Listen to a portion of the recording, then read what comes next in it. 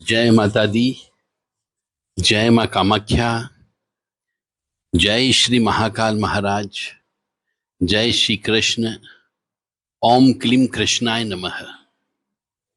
देव Radha trust Satyavani channel से आपको ज्योतिष रहस्य का जो प्रशिक्षण चल रहा है उसके अंतर्गत आज गुरु ग्रह का हल्दी से संबंध के बारे में रहस्यमय ज्ञान प्रदान किया जाएगा।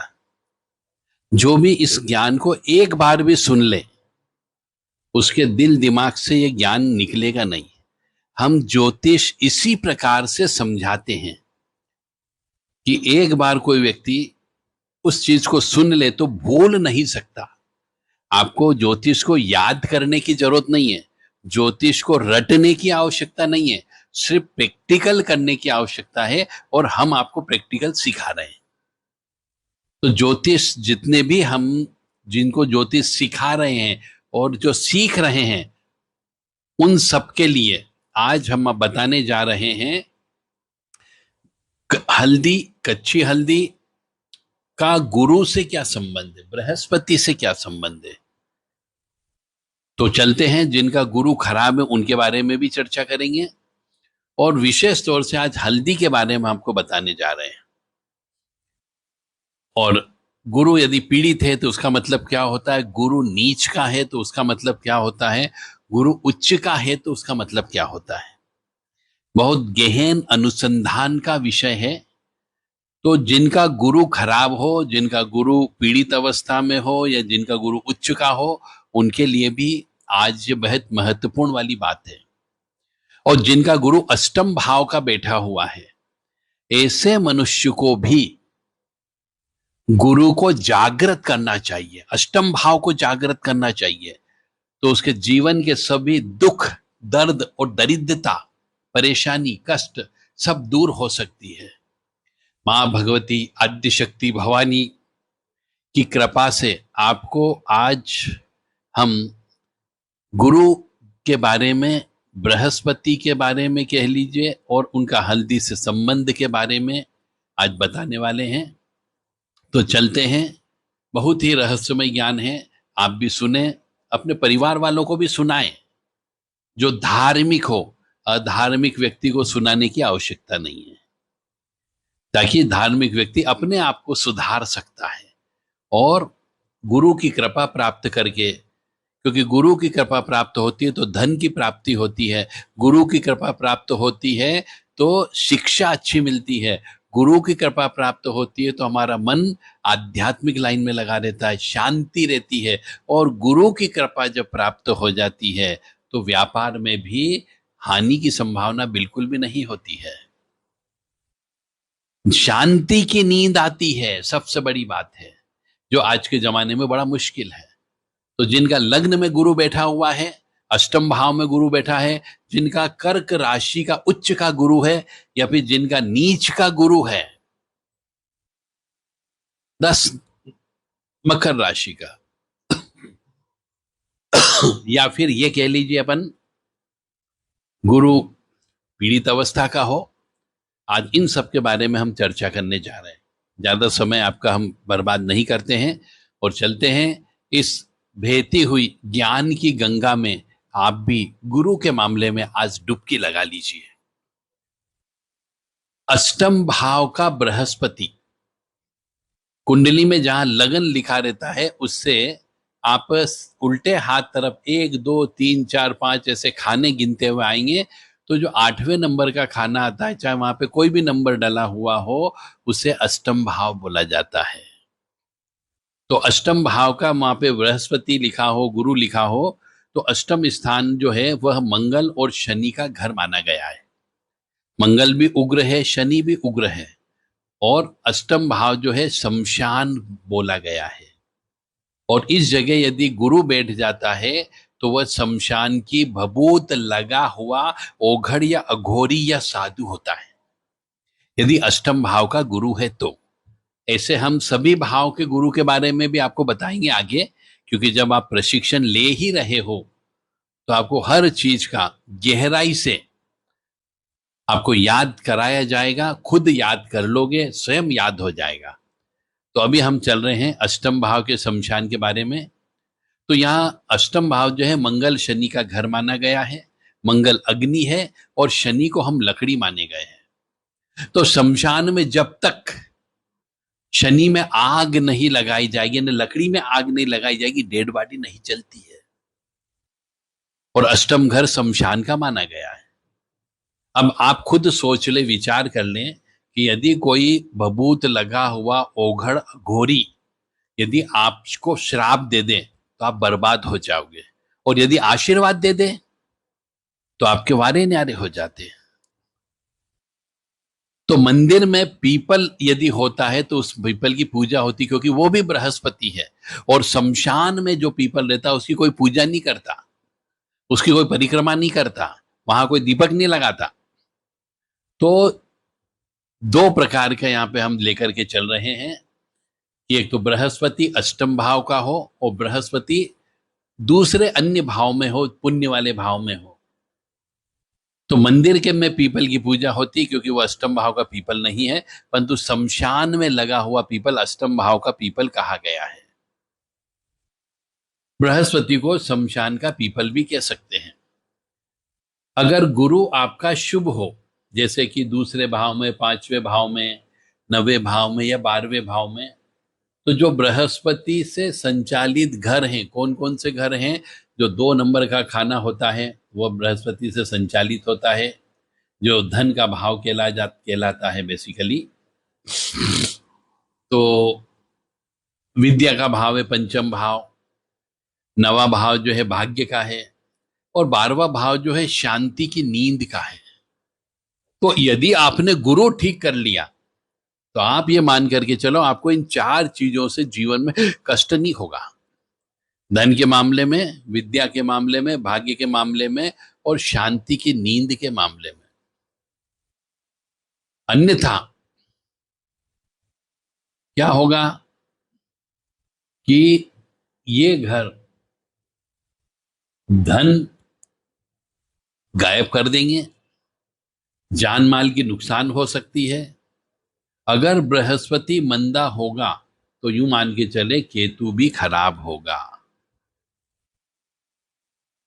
अब यहां पे बुध यदि अच्छा नहीं है तो राहु भी खराब होगा, और जब गुरु खराब होगा तो केतु खराब होगा ही होगा, क्योंकि गुरु और केतु का आपस में संबंध है और बुध और राहु का आपस में संबंध है।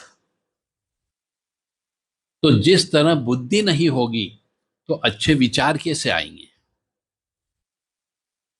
और ज्ञान नहीं होगा वहां संस्कार नहीं होंगे। इसलिए इनका आपस में गहरा संबंध है। मंगल और गुरु दोनों आपस में मित्र हैं, मगर शनि जब इनके साथ में रहता है तो वह भी धर्मी बन जाता है, बशर्ते कि गुरु के साथ साथ शनि के गुणों का भी आप पालन करें। अब शनि के गुण होते हैं कि शराब नहीं पीना, मांस नहीं खाना, सही सही बोलना, इन सबको अपनों को ध्यान रखना पड़ता है।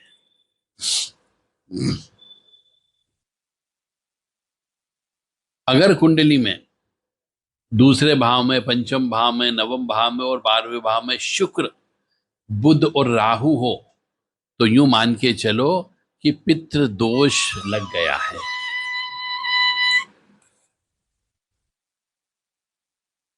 जो परिवार को उभरने नहीं देता है।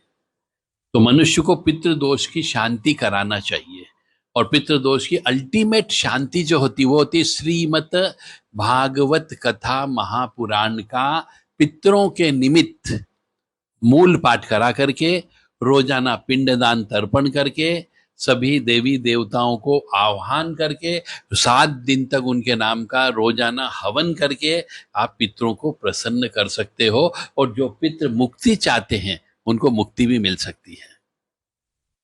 यदि कोई व्यक्ति इन पितरों से पीड़ित हो, बुध ग्रह से परेशान हो, और जीवन में उसका दिमाग काम नहीं कर रहा हो, आधा पागल हो गया हो, घर परिवार वाले इज्जत नहीं करते हो, तो ऐसे व्यक्ति ये पितृ मुक्ति की भागवत जी करा सकते हैं।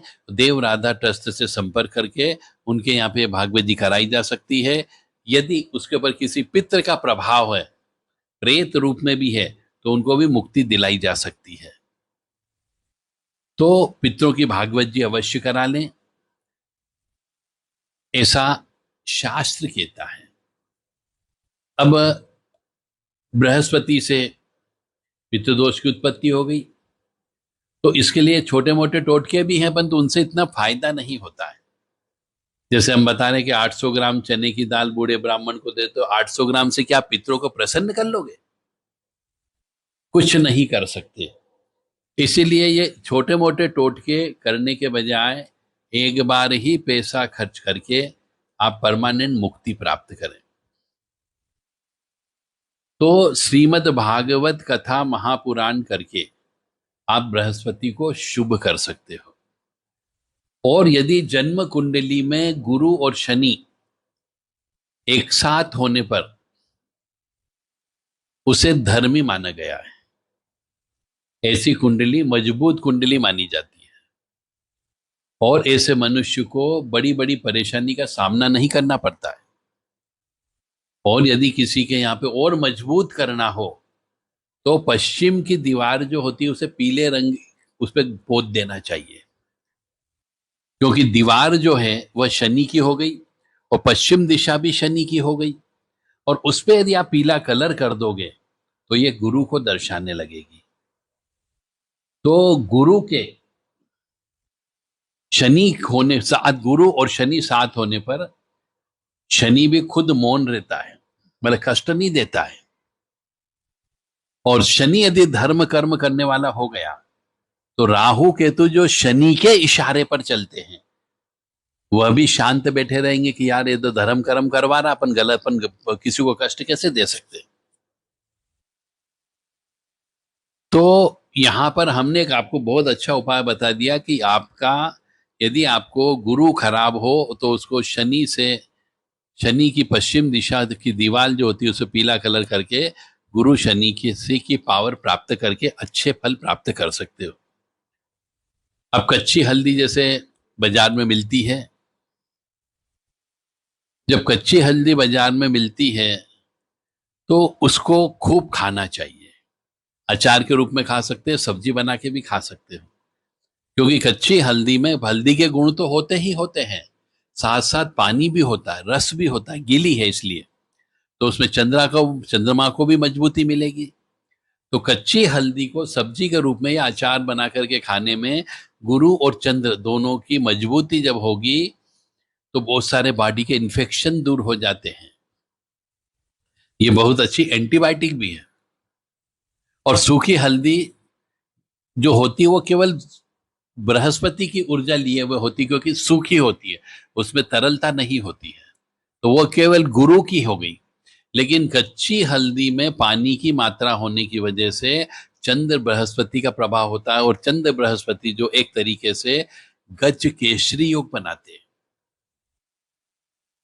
तो कच्ची हल्दी ज्यादा से ज्यादा मनुष्य को खाना चाहिए जो बाजार में आती है। और किसी का भी यदि गुरु और चंद्र एक साथ हो, तो मान के चले उसके जीवन में बहुत सारे कष्ट नहीं आएंगे, रोग नहीं आते हैं, धन की कमी नहीं होती है। और ऐसा भी कहा गया है कि शुक्ल पक्ष के गुरुवार के दिन या पुष्य नक्षत्र में कच्ची हल्दी पीले कपड़े में बांध करके, सील करके गले में भी पहन सकते हैं, वह पुखराज का काम करती है। परंतु कब पहनना है? जब आपका गुरु अच्छा हो। यदि गुरु नीच अवस्था का हो तो बिल्कुल मत पहनना। अब यहां पे हम कह रहे हैं कि गुरु नीच का, यानी मकर राशि का, परंतु यदि गुरु पीड़ित अवस्था का हो तो क्या होगा? यहां पे हम जो बात कर रहे हैं पीड़ित अवस्था और नीच अवस्था में फर्क है। यानी कि दुश्मन ग्रहों से दृष्टि संबंध बन जाए या दुष्ट ग्रह के साथ में गुरु बैठ जाए तो उसे पीड़ित अवस्था मानते हैं। और मकर राशि में गुरु महाराज नीच के कहलाते हैं। नीच का जो ग्रह होता है वो स्वेच्छा से बुरे परिणाम देता है, और पीड़ित जो होता है यानी जिसके गुरु के साथ राहु बैठ गया, गुरु का और शत्रु ग्रह बैठ गया, दुश्मन ग्रह बैठ गया, तो बुरे परिणाम दिलवाता है वो। और यहां पे गुरु स्वेच्छा से बुरे परिणाम देता है नीच का होने पर। गले में बृहस्पति की वस्त्र पहनने का मतलब हो गया उसको, गुरु को लग्न में कायम करना। इसलिए गले में सोने की चेन पहनी जाती है। आपके पास पैसा नहीं हो तो आप गले में कच्ची हल्दी की गठान पहन लो।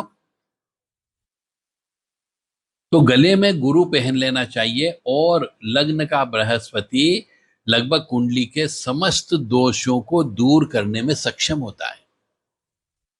जिस किसी का भी लग्न में गुरु हो वो गुरु के उपाय अवश्य करता रहे, ताकि उसका गुरु प्रबल रहेगा तो उसको 4-5 जीवन में 5 चीजों का कभी कष्ट नहीं होगा, जो मैं पहले बता चुका हूं। धन का कष्ट नहीं होगा, पढ़ाई लिखाई का कष्ट नहीं होगा, जो पढ़ाई लिखाई करेंगे उसी से कमाई होगी, भाग्य साथ देने लग जाएगा, और कमाई भी अच्छी होगी और शांति की नींद आएगी आपको। नीच बृहस्पति वाले मनुष्य को बुध और शुक्र को मजबूत करना चाहिए। नीच का बृहस्पति, मकर राशि का बृहस्पति हो तो बुध और शुक्र को मजबूत करे। बुध यानी कि कन्या का पूजन करना है, देवी माँ की पूजा करना है, क्योंकि दोनों बृहस्पति के दुश्मन हैं।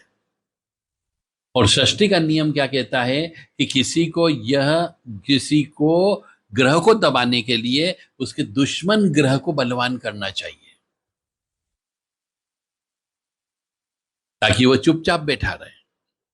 और पीड़ित अवस्था में उस ग्रह के मित्र ग्रह को बलवान करना चाहिए ताकि सहायता मिल सके। यहां पे बहुत बड़ी टेक्निकल बात मैं यहां पे कर रहा हूं, एक बार और सुन लो कि नीच बृहस्पति वाले मनुष्य को बुध और शुक्र को मजबूत करें, क्योंकि दोनों बृहस्पति के दुश्मन हैं। अब इन दोनों के साथ में मान लो गुरु महाराज की युक्ति हो गई, तो किसी ग्रह को दबाने के लिए, किसी भी ग्रह को दबाना, केवल गुरु महाराज ही नहीं, कोई भी ग्रह को दबाने के लिए उसके दुश्मन ग्रह को बलवान करो, दुश्मन ग्रह को बलवान कर दो, तो वो बृहस्पति जो है खराब फल नहीं देगा, वो शांत रहे। और पीड़ित अवस्था में उस ग्रह के मित्र ग्रह को बलवान करो ताकि आपको उसकी सहायता मिल जाए। अब कैसे है, एक उदाहरण देता हूं मैं आपको कि गुरु यानी कि एक बाबा आदमी, भगवा वस्त्र पहनने वाला व्यक्ति, तो कोई गलत काम करने की वजह से सूर्य का सहयोग नहीं मिला, कोई कुकर्म कर लिया, जिसकी वजह से भगवा वस्त्र वाले बाबा जी जेल में चले गए। हे, उनमें बृहस्पति का स्वभाव है, गुरु का स्वभाव है, परंतु उनको जब तक सूर्य यानी सरकार का सहयोग नहीं मिला तब तक मनुष्य ने मनमाने ढंग से कुकर्म करता रहा। और कुकर्म करने की वजह से जब सूर्य का सहयोग नहीं मिला तो वो जेल चले गए, क्योंकि सूर्य शासन है, प्रशासन है। और जब सूर्य का सहयोग मिलता है तो अपनी सामर्थ्य के अनुसार मनुष्य कोशिश करता है, इसे अच्छा बृहस्पति कहा जाता है। यानी चाहे कुकर्म भी कर रहा हो परंतु अच्छा सूर्य होगा तो उसको कोई पकड़ नहीं सकता। ये थी आज की गुरु के बारे में रहस्यमय ज्ञान की चर्चा।